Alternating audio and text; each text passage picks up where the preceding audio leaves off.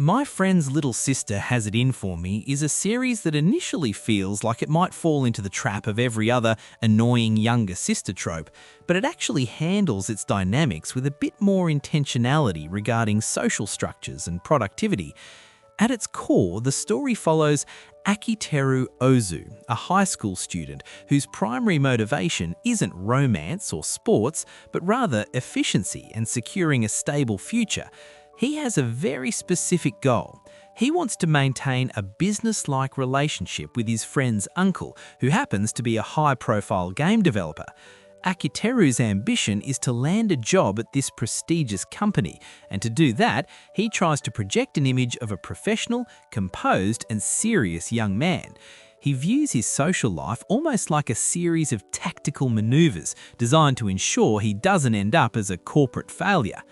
The conflict arises because his best friend's sister, Iroha Kohinata, seems dedicated to dismantling that professional facade. While Akiteru is trying to be the perfect candidate, Iroha is constantly teasing him, invading his personal space and creating chaotic situations that threaten his reputation. If there is an antagonist in this story, it isn't a villain in the traditional sense. Instead, the antagonist is the pressure of social expectations and the internal struggle Akiteru faces between his rigid life plan and the messy, unpredictable reality of teenage relationships. Iroha serves as the primary obstacle to his peace of mind, but her goals are layered. On the surface, she seems to just enjoy watching him squirm, but as you watch, you realize she is often the only person who actually sees who he really is behind the professional mask he wears. The setting is primarily split between a modern school environment and various urban indoor locations like Akiteru's apartment or the offices where he tries to network. It doesn't feel like a sprawling fantasy world, it feels like a very contained, almost claustrophobic look at modern Japanese suburban life. Much of the tension comes from these indoor spaces, the proximity of characters in a small room, or the quiet halls of a school, where every teased word feels louder.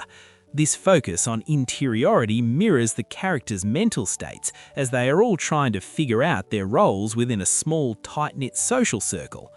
What makes this series stand out from the sea of romantic comedies is the meta-awareness of its own genre. It leans into the efficient protagonist trope, but subverts it by making Akiteru genuinely skilled rather than just a dry archetype. It's unique because it treats the world of light novel and game production as a backdrop for the character development. It gives it a professional edge that you don't always see in high school shows.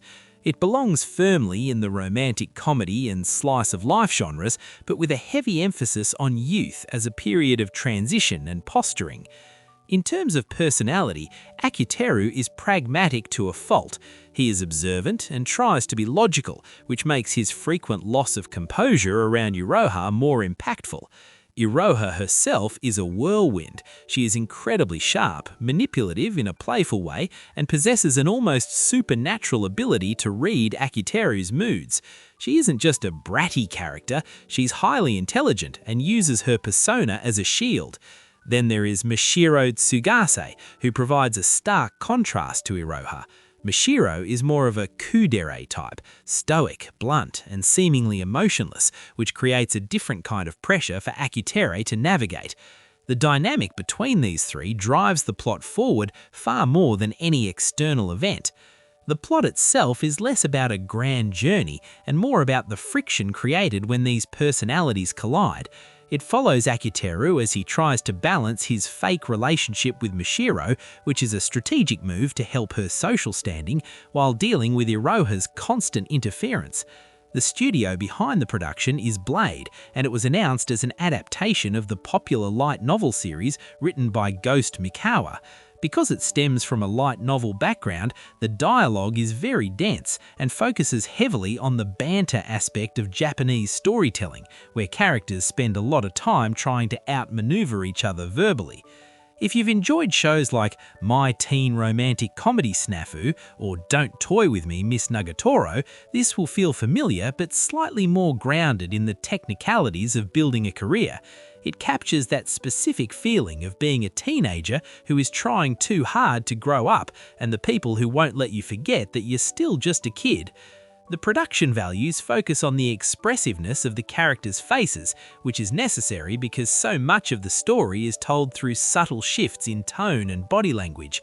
It's an analysis of the distance between the people we pretend to be and the people we actually are when we're caught off guard. Instead of a typical romance where the goal is a confession, the draw here is watching the layers of these characters get peeled back. You find yourself wondering not just who will end up with whom, but how Akiteru is going to reconcile his cold professional ambitions with the genuine warmth or frustration he feels towards the people around him. It's a show about the exhaustion of maintaining a persona and the relief of having someone who forces you to drop it, even if they do it in the most annoying way possible.